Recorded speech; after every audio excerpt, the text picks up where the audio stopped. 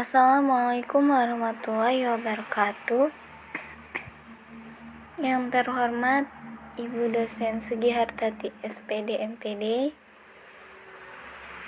dan perkenalkan nama saya Afifah Makfiroh, NIM 211F10137 dari Pendidikan Luar Biasa, kelas A2 semester 2. Di sini saya akan menerangkan tentang jenis-jenis anak penyandang masalah sosial, yaitu penyalahgunaan narkoba dan psikotropika. Yang pertama yaitu ada pengertian masalah sosial. Pengertian masalah sosial yaitu merupakan kondisi yang tidak diinginkan yang ada di dalam masyarakat, karena dapat mengganggu ketentraman masyarakat dan diperlukan adanya tindakan sebagai hasil dari kesepakatan bersama untuk mengatasinya atau memperbaikinya. Yang kedua, yaitu ada jenis masalah sosial. Jenis masalah sosial ini yang pertama ada kemiskinan. Kemiskinan yaitu istilahnya berasal dari Inggris yang artinya crime, yakni kejahatan. Kemiskinan yaitu adalah suatu keadaan di mana terjadi ketidakmampuan untuk memenuhi kebutuhan dasar seperti makanan, pakaian, tempat berlindung, pendidikan, dan kesehatan. Kemiskinan dapat disebabkan oleh kelangkaan alat pemenuh kebutuhan dasar ataupun sulitnya akses terhadap pendidikan dan pekerjaan. Kemiskinan juga merupakan masalah global. Jadi sekarang itu banyak ya, apalagi kemarin tuh habis COVID-19 itu tuh banyak banget negara-negara yang kesusahan sampai terjadinya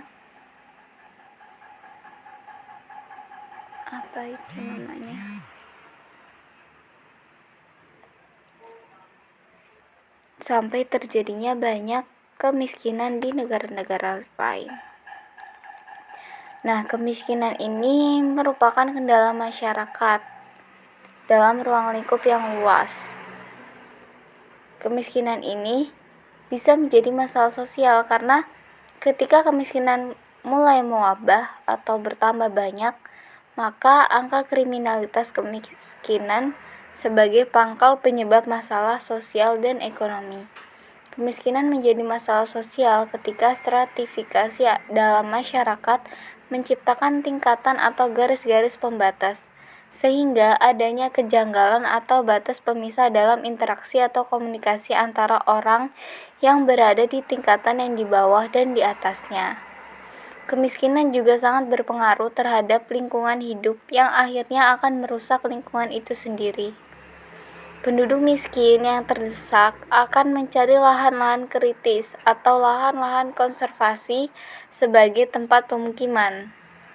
Nah, lahan-lahan yang seharusnya berfungsi sebagai kawasan penyangga atau mempunyai fungsi konservasi tersebut akan kehilangan fungsi lingkungannya setelah dimanfaatkan untuk kawasan pemukiman.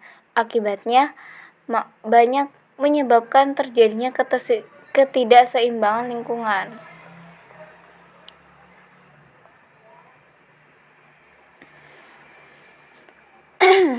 Yang kedua yaitu ada kriminalitas. Kriminalitas yaitu berasal dari bahasa Inggris yang artinya crime, yakni kejahatan. Kejahatan secara formal dapat diartikan sebagai suatu tingkah laku yang melanggar norma-norma sosial dan undang-undang pidana, bertentangan dengan moral kemanusiaan, bersifat merugikan sehingga ditentang oleh masyarakat. Dalam pandangan sosiologis, kejahatan diartikan sebagai semua bentuk ucapan dan tingkah laku yang melanggar norma-norma sosial serta merugikan dan mengganggu keselamatan masyarakat. baik secara ekonomis, politis, maupun sosial psikologis. Sesuai dengan pandangan teori faktor sosial, lingkungan sosial dan kekuatan sosial sebagai faktor penyebab munculnya kejahatan seiring dengan perkembangannya teknologi dan meningkatnya pertumbuhan suatu negara, pemerintah berusaha keras untuk membentuk kekuatan baru dalam meningkatkan taraf keamanan. Namun, di satu sisi, tingkat kejahatan pun semakin berkembang dengan kualitas perbuatan yang semakin berat pula. Bahkan terkadang kejahatan justru dapat menandingi atau bahkan lebih kuat dari kekuatan hukum pada masa modern seperti sekarang ini. Tingkah laku kriminal bisa saja tidak lagi dianggap sebagai suatu bentuk kriminalitas, sebab hal itu telah membudaya dan sudah menjadi rahasia umum yang dapat ditebak. Biasa terdapat pada praktik-praktik korup uang pelican atau suap untuk mempercepat penyelesaian masalah kepada atasan demi menutupi perbuatan kriminalitas. Dalam teknologi jaringan komputer, kejahatan diistilahkan dengan cybercrime, yakni sebuah perbuatan yang melanggar hukum yang dilakukan dengan perantara internet yang berbasis pada kecanggihan teknologi komputer dan telekomunikasi. Karakteristik kejahatan dunia maya ini pun berbeda dengan kejahatan dunia nyata, baik dari segi ruang lingkup, sifat pelaku, modus, dan jenis kerugian. Masalah kriminal merupakan kenyataan sosial yang hakikatnya seringkali sulit untuk dipahami, karena tidak melihat masalah dari proporsi yang sebenarnya secara dimensi sosial. Peningkatan dan penurunan kriminalitas baik di daerah perkotaan maupun pedesaan adalah relatif, sebab manusia dan lingkungan sekitar berperan besar dalam penentuan sifat dan sikap. Yang ketiga ada ketidakharmonisasian keluarga. Keluarga merupakan tempat sosialisasi yang pertama dan utama bagi seorang anak, dan satu-satunya media sosialisasi primer. Oleh karena itu, keluarga memiliki peran yang sangat penting bagi pertumbuhan dan pembentukan kepribadian anak.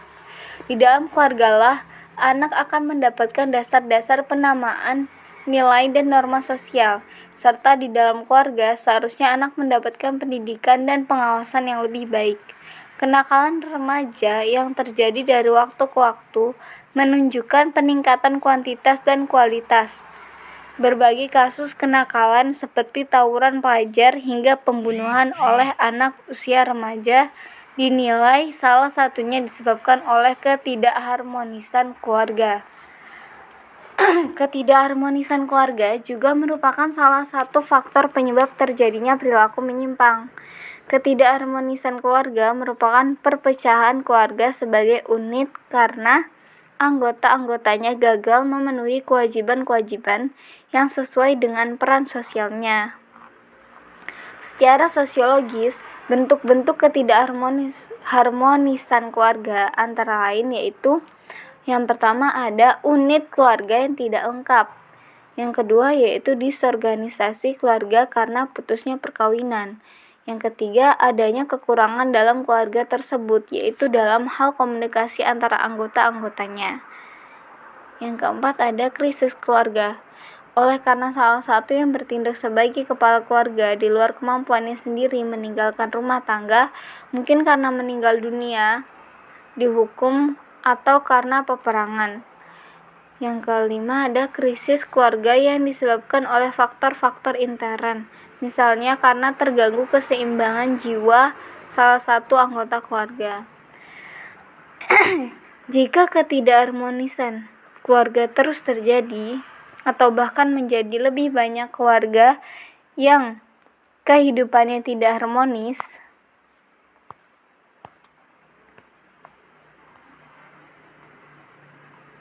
tidak dapat dipungkiri hal ini akan berdampak buruk bagi negara. Karena selain moral sosial yang rusak, hal ini juga akan berdampak pada kehidupan bernegara, ke semua aspek kehidupan.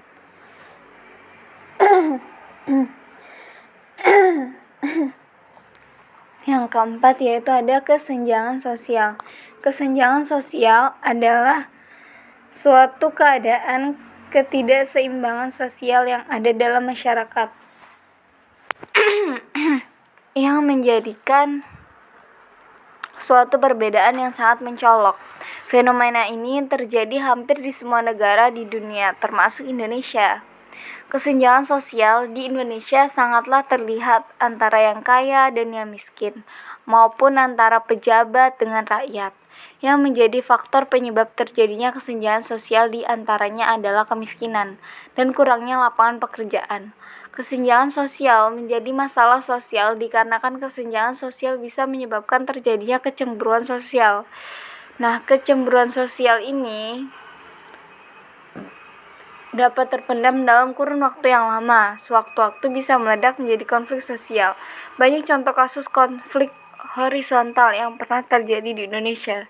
Sebenarnya, yang menjadi akar permasalahannya adalah adanya kesenjangan sosial yang berimplikasi menimbun kecemburuan sosial. Kesenjangan sosial ini lebih pada permasalahan sosial ekonomi. Pada satu sisi, ada kelompok masyarakat yang dapat hidup dengan segala kemewahan materi. Namun, di sisi lain, ada kelompok masyarakat hidup dengan segala keterbatasan ekonomi. Hal ini biasanya diikuti dengan kemudahan akses dalam bidang lain yang tidak bisa dinikmati oleh kelompok yang lemah dari segi ekonomi. Konflik horizontal yang pernah terjadi di Indonesia, apakah yang berlandaskan sentimen suku, agama, penduduk asli, dan pendatang lebih disebabkan karena masalah kesenjangan ekonomi. Kesenjangan sosial sebenarnya tidak hanya dilihat dari masalah ekonomi saja, namun juga dapat aspek kehidupan lain, hukum, birokrasi, pendidikan, pelayanan publik, dan kesenjangan sosial ini selain berakibat munculnya konflik terbuka, yaitu bisa memberikan dampak pada keretakan relasi sosial, munculnya stigma, prasangka-prasangka, sentimen, rasa tidak puas yang berujung tumbuhnya kecemburuan sosial yang akut.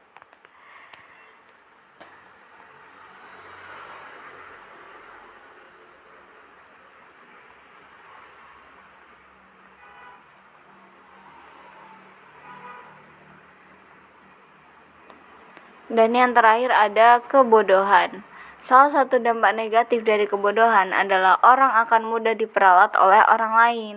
Selain itu, kebodohan akan membawa orang sulit meraih cita-cita yang tinggi. Karena kebodohan bisa disebabkan oleh pendidikan yang rendah ataupun kurangnya pemerataan pendidikan. Meskipun tidak bisa dibilang masyarakat Indonesia masih terbelenggu kebodohan, namun dari hasil survei yang dilakukan oleh beberapa lembaga survei menempatkan kualitas SDM Indonesia masih rendah. Masyarakat kurang mampu serta masyarakat yang terisolir secara geografis merupakan anggota masyarakat yang rentan terhadap masalah ini. Karena sulitnya memperoleh akses pendidikan yang layak, maju dan tidaknya sebuah negara sangat ditentukan oleh kualitas sumber daya manusianya. Maka, jika sebuah negara ingin menjadi negara yang maju dan modern, harus memiliki kualitas sumber daya manusia yang berkualitas. Itu semua hanya bisa diraih melalui pendidikan. Akan sangat kesulitan sebuah negara bisa menjadi negara yang maju jika masyarakatnya masih terbelenggu dalam kebodohan. Yaitu tadi merupakan jenis-jenis dari masalah sosial. Yang ketiga ada masalah sosial akibat penyalahgunaan narkoba. 1. Yaitu dapat mendorong tindakan kriminalit atau kejahatan. 2. Bisa mengganggu keamanan dan ketertiban di masyarakat. 3. Dapat menimbulkan beban sosial ekonomi. 4. Dapat merusak dunia pendidikan. Faktor penyebab penyalahgunaan narkoba dan psikotropika. Yang pertama yaitu ada dari faktor individu. Faktor individu ini yaitu keingintahuan yang besar untuk mencoba tanpa sadar atau berpikir yang panjang mengenai akibatnya. Jadi anak-anak muda itu anak-anak yang masih labil, jadi mereka itu keingintahuannya tuh sangat besar, pengen mencoba, pengen tahu gimana sih rasanya gitu. Nah, ini peran bagi orang-orang dewasa supaya bisa mengarahkan anak-anak tersebut ke arah yang baik gitu. 2, keinginan untuk bersenang-senang. Jadi anak-anak yang masih labil masa-masa pubertas itu mereka taunya cuma senang-senang aja. Mereka nggak mikir nanti kalau aku mengkonsumsi narkoba apa ya akibatnya. Mereka udah nggak mikir seperti itu. Makanya kita sebagai orang dewasa harus bisa menjaga dan mengarahkan anak-anak kita supaya berada di jalan yang benar gitu. Yang ketiga yaitu keinginan untuk mengikuti tren atau gaya. Ya, kebanyakan juga anak-anak labil itu tuh mereka ingin tahu ya, pengen bersenang-senang. Yang ketiga yaitu pengen ngikutin tren. Kayaknya kalau aku pakai narkoba nih aku keren deh gitu. Padahal itu dapat merusak tubuhnya, dapat merusak masa depannya juga. Yang keempat ada keinginan untuk diterima oleh lingkungan atau kelompok. Ya, jadi anak-anak muda itu biasanya mereka yang usia-usia remaja itu mempunyai geng-geng gitu. Nah, di geng-geng seperti itu biasanya ada yang geng yang baik, ada yang enggak. Nah, kalau udah masuk geng yang enggak baik ya nanti jadinya ya enggak baik gitu. 5, lari dari kebosanan, masalah atau kesusahan hidup. Biasanya ini anak-anak broken home ya, jadi mereka udah banyak masalah, terus ketemu pula sama temen yang gak baik, jadinya hidupnya gak baik juga, jadi hancur masa depannya. Yang keenam ada pengertian yang salah bahwa penggunaan sesekali tidak menimbulkan ketagihan. Ya, dari pengen tahu, pengen coba-coba itu tadi, terus supaya dia diakui sama temennya kalau dia tuh keren, dia harus ngikutin temennya. Ala nggak apa-apa, kamu coba sekali aja loh gitu, nggak apa-apa ini, nggak apa-apa gitu misalnya. Akhirnya dia coba dan ternyata itu bisa menimbulkan ketagihan. Yang ketujuh, tidak mampu atau tidak berani menghadapi tekanan dari lingkungan atau kelompok pergaulan untuk menggunakan nafsa. 8, tidak dapat berkata tidak terhadap nafsa. Ya, itulah. Jadi ini merupakan peran kita sebagai guru atau sebagai orang-orang dewasa yang mengerti bahwa narkoba seperti itu tuh tidak baik untuk dikonsumsi. Apalagi anak-anak muda yang masih mempunyai masa depan yang baik gitu. Kalau kita membiarkan, ya kita juga bukan orang yang baik. Jadi kita sebagai orang yang baik supaya bisa saling mengingatkan ketika ada teman atau anak atau saudara yang salah pergaulan, supaya diingatkan, supaya dirangkul ya, supaya bisa kembali ke jalan yang baik.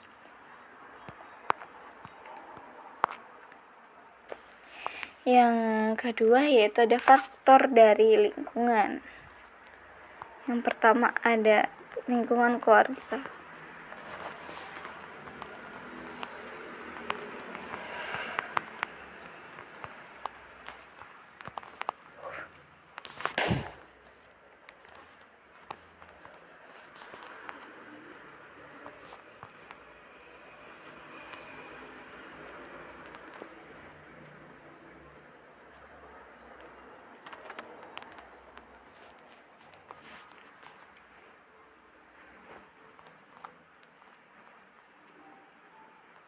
Hubungan ayah dan ibu yang retak, komunikasi yang kurang efektif antara orang tua dan anak, dan kurangnya rasa hormat antara anggota keluarga merupakan faktor yang ikut mendorong seseorang pada gangguan penggunaan zat-zat terlarang ini.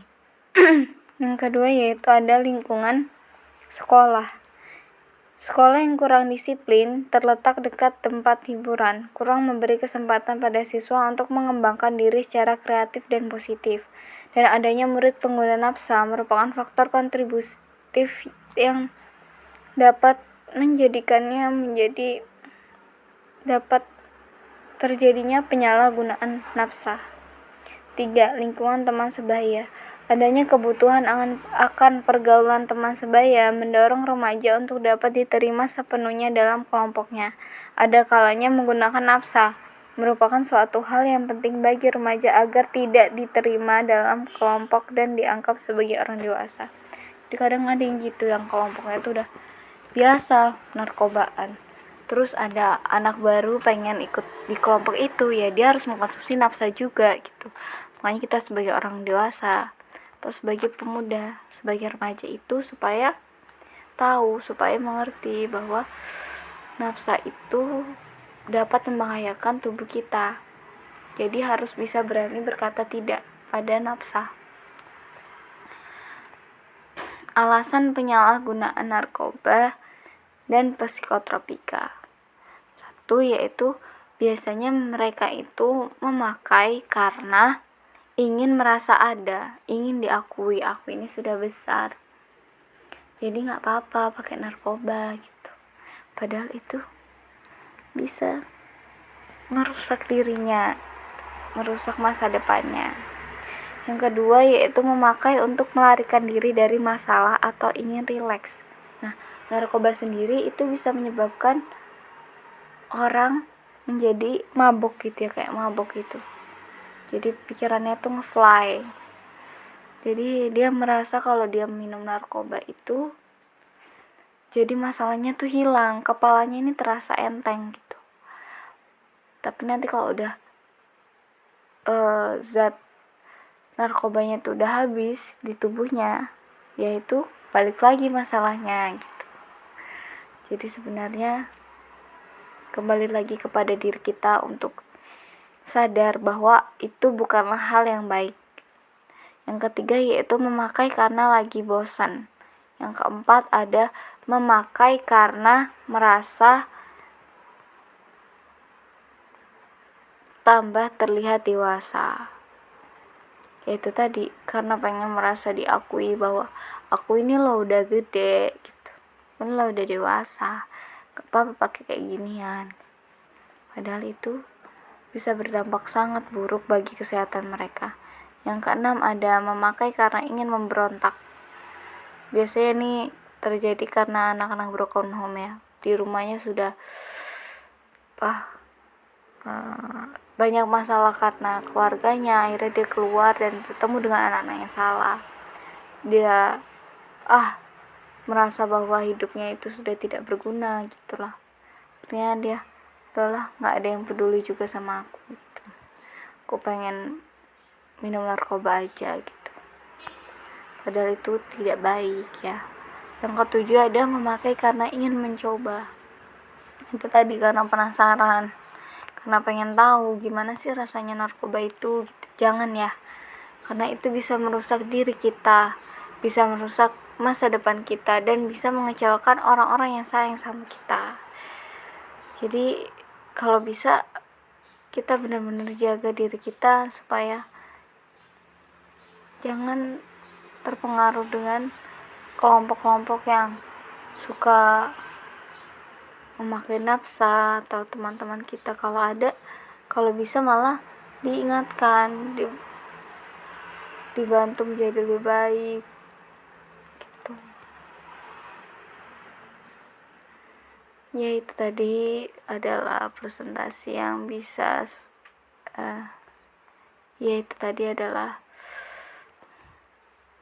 jenis-jenis anak penyandang masalah sosial dalam penyalahgunaan narkoba dan psikotropika. Apabila ada kesalahannya, saya minta maaf yang sebesar-besarnya. Terima kasih telah menonton video saya. Untuk teman-teman supaya selalu semangat, apapun masalahnya pasti ada jalannya. Yang penting kita berada di jalan yang benar. Jangan coba-coba, ya tetap semangat. Kita akan mendapat hal baik. Apa yang kita tanam, yaitulah yang akan kita ambil gitu. Jadi kalau bisa tanamkanlah sebanyak-banyaknya kebaikan. Ya, pesan saya di sini bagi orang tua supaya lebih memperhatikan lagi kepada anak-anaknya. Karena anak-anak itu awalnya faktor yang paling penting itu dari keluarga sendiri. Jadi kalau keluarganya itu bisa harmonis, maka anak-anaknya pun akan terjaga dari hal-hal yang tidak diinginkan. Dan sebagai teman yang baik, supaya bisa menasihati atau menegur teman-teman yang sudah salah dalam pergaulan, supaya tidak semakin banyak anak-anak yang salah pergaulan, yang terpengaruh dan memakai narkoba ini. Karena bahaya dari narkoba ini sangat luar biasa, bisa menghancurkan masa depan mereka. Untuk orang-orang sekeliling kalian, ya, supaya peduli terhadap lingkungan kalian agar bisa menjaga orang-orang yang kalian cintai untuk tetap berada bersama kita, saling melindungi. Bagaimanapun orang itu, kita harus bisa sebisa mungkin mengajak mereka dalam kebaikan.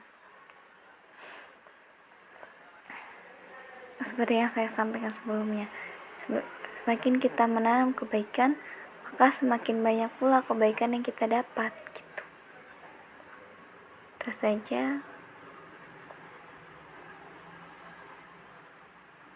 Tetap semangat. Apapun masalahnya pasti ada jalan keluarnya. Jangan sampai kalian salah jalan, karena kalau kalian sudah salah jalan, kalian akan menyesal. Suatu saat kalian akan menyesal. Berpikirlah sebelum bertindak, oke? Kalau kalian ada masalah, usahakan cerita sama orang-orang yang benar-benar bisa kalian percaya, benar-benar bisa memberi kalian solusi, agar kalian bisa menemukan jawaban yang benar dan bisa menjadi lebih baik. Anak yang broken home itu ada yang bisa jadi sukses, ada yang tidak bisa sukses.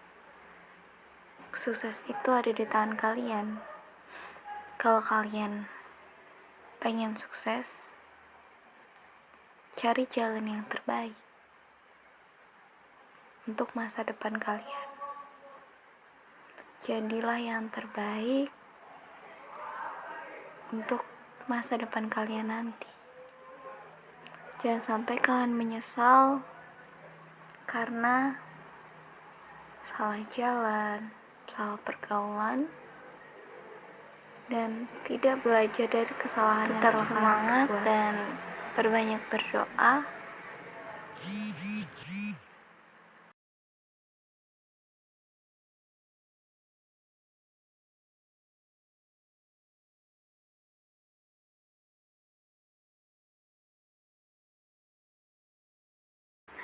Ya, sekian penyampaian yang bisa saya sampaikan. Apabila banyak kurang dan lebihnya, saya minta maaf yang sebesar-besarnya. Wassalamualaikum warahmatullahi wabarakatuh.